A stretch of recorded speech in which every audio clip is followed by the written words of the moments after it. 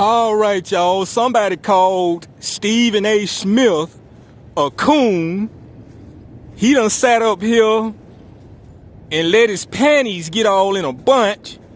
So he got something he want to say, y'all. Check him out. Black people don't like me? I'm from Hollis, Queens, bro. I'm from the streets of New York City. I go to the streets of America everywhere. Now, I will say, Stephen A. Smith, he's a damn good analyst far as dealing with sports. But I notice he do pander to white folks. As he say, his bosses. But I don't get this though. Like, you got men that be worth 50 million, 60 million, 100 million, 150 million.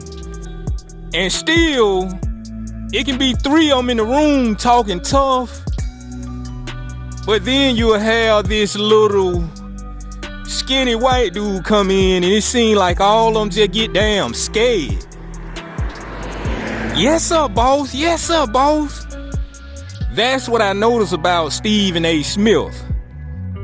So much so, till you got some that'll be like how Terry Crews was. Little skinny sissy white dude come squeeze him on the ass. They won't even do shit, bro. Because I gotta keep boss happy. You know what I'm saying? Let's continue. As you should know, 2026 in the world of Black media and politics has already erupted with one of the most polarizing culture clashes we've seen in years. An epicenter of it is ESPN personality Stephen A. Smith. Over the past week, Smith has faced intense backlash following a series of comments he made regarding the fatal ICE shooting of Renee Nicole Good, a 37-year-old white mother and community observer who was killed during an immigration and customs enforcement operation. Smith described the killing as legally justified, choosing to frame the incident through a narrow legal lens rather than centering the loss of an American citizen's life or the broader pattern of ICE violence. That framing immediately drew criticism. I saw the video on numerous occasions. And seeing what transpired from a lawful perspective, as it pertains to a law enforcement official, don't expect him to be prosecuted. He was completely justified. From a humanitarian perspective, however, why did you have to do that?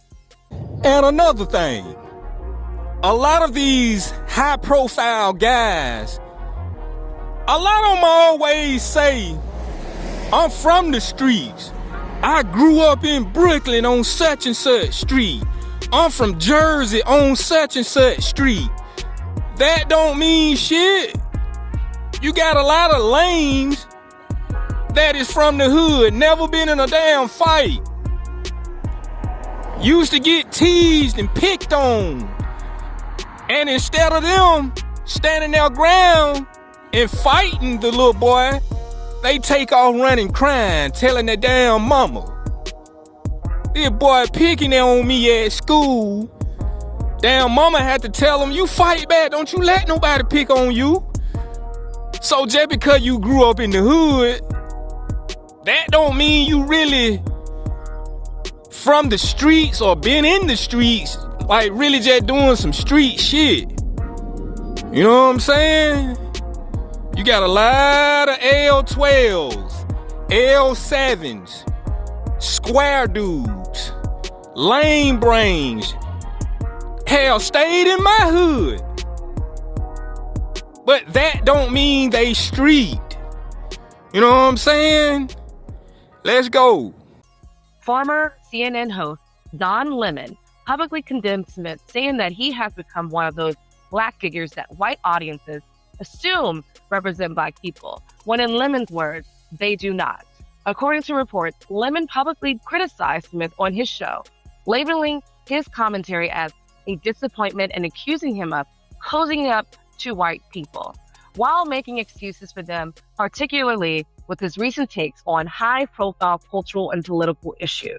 Look, I try not to criticize, especially black men or just black people in general. Stephen A. Smith goes off and he talks about shit that he has no idea about. He has talked shit about me, but no facts. He just gets on these like white boy, right-wing podcasts or on his own show and just goes off about black people and things that for which he has no clue.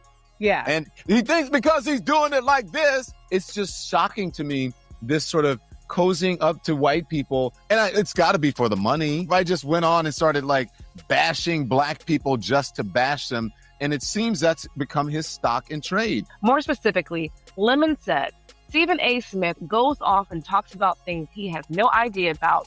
One of those black people that white people think black people like, and we don't. Stephen A. Smith does not represent us. Adding fuel to the fire, Congresswoman Jasmine Crockett even commented under Lemon's clip, writing, 3 of my faves. All I have to say is Stephen is synonymous with the modern day Django. Don't be a Stephen A., especially right now. Meanwhile, other prominent commentators like Joy Reid also weighed in, telling Smith to stick to sports, while calling out what she sees as his pattern of harsh critique directed specifically towards Black women and Black public figures. Despite growing criticism, Smith doubled down, claiming that his detractors represent only a small portion of Black voices and questioning whether Black people truly dislike him. In the process, some of Smith's language towards critics crossed into deeply offensive territory, further inflaming tensions.